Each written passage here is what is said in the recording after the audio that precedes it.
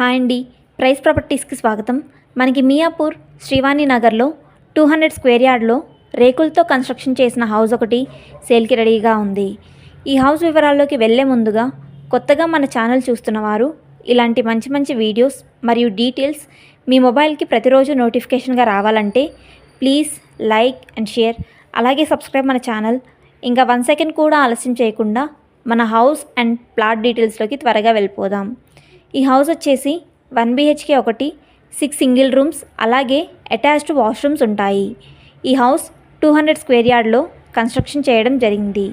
ఈ ల్యాండ్లో municipality పర్మిషన్తో G+3 house construction చేసుకోవచ్చు.